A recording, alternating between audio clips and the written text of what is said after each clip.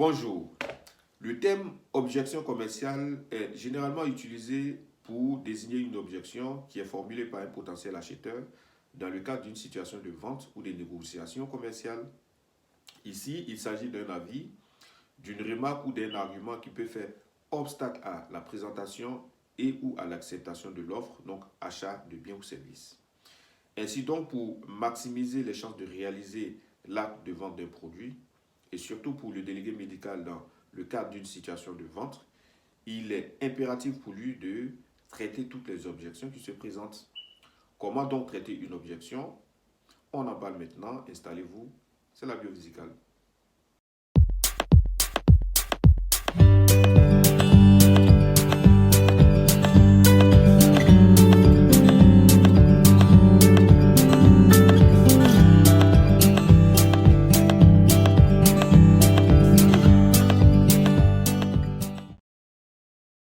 Il existe une grande diversité dans les objections que peut rencontrer un vendeur. Pour ce qui vous concerne, nous distinguons deux objections, dont les objections réfutables auxquelles un délégué médical pourra apporter une réponse et faire changer d'avis au prescripteur, et les objections irréfutables pour lesquelles un délégué médical ne pourra pas faire changer d'avis. Donnons des exemples et le prescripteur vous dira: la plupart de mes patients sont allergiques à votre produit. Votre produit est contre-indiqué chez les personnes asthmatiques, ou encore la pharmacovigilance ne recommande pas l'utilisation de votre produit dans une telle indication. Alors, un délégué médical doit se réjouir d'une objection. Certes, elle met mal à l'aise, mais témoigne de l'intérêt que porte un professionnel de santé au produit et au discours du délégué médical.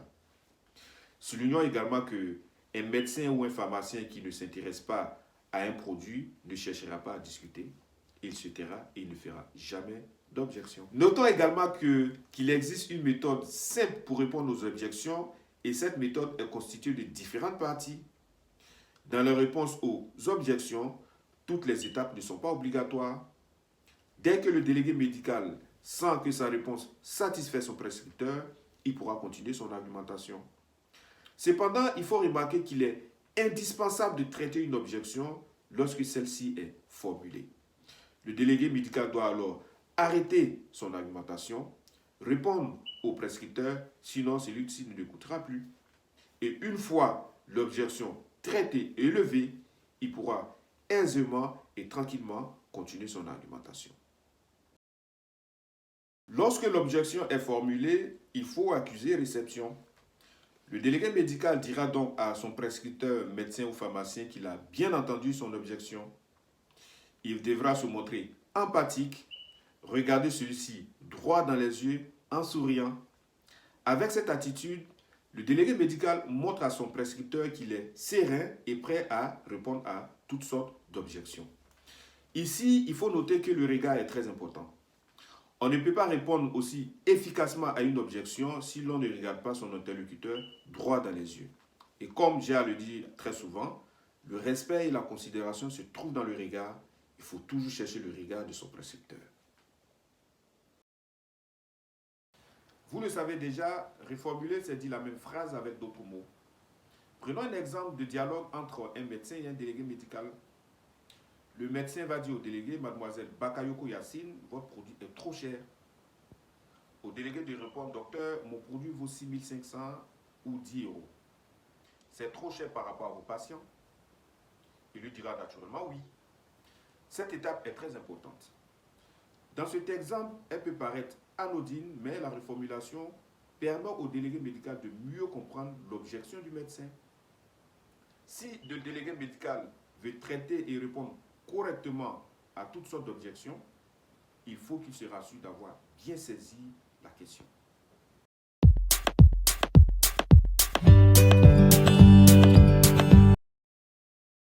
Prenons toujours le même exemple de dialogue entre le délégué médical et le médecin.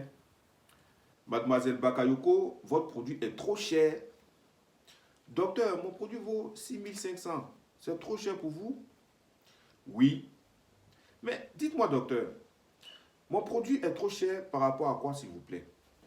Alors ici, nous avons deux réponses possibles du médecin. Le médecin peut lui dire trop cher pour un produit qui n'est pas efficace, ou encore trop cher par rapport aux concurrents. Quelle analyse nous faisons? Dans la première réponse, le médecin met en cause l'efficacité du produit du délégué et non le prix. Le délégué devra alors argumenter sur l'efficacité du produit pour répondre à l'objection.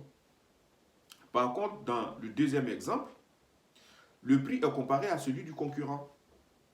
Le délégué médical devra alors comparer son produit aux autres en termes de prix, mais aussi en termes d'efficacité, de conditionnement et d'effets secondaires pour répondre à l'objection.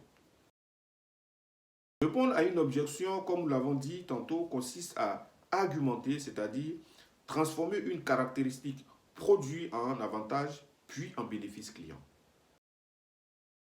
Ici, l'on peut parler de conclusion.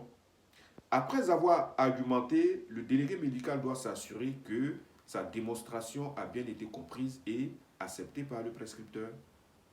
Il doit obtenir un accord, c'est-à-dire faire en sorte que le médecin ou le pharmacien revienne sur son avis initial. Tant que le délégué médical n'a pas d'accord et que le litige n'est pas levé, il ne doit pas continuer son argumentation, sinon la vente risque d'être compromise. Prenons l'exemple du délégué médical qui dit: docteur, la semaine dernière, vous m'avez dit que mon produit était trop cher pour un produit qui n'est pas efficace. Aujourd'hui, je vous apporte la preuve à travers cette étude de l'efficacité de mon produit. On est tous bien d'accord maintenant, docteur, n'est-ce pas? Il vous dira oui. Alors, la synthèse reformulation est capitale car elle permet au délégué médical de répondre et lever l'objection du prescripteur. Celui-ci n'a donc plus aucune raison de ne pas adopter et prescrire votre produit. La vente donc se fera.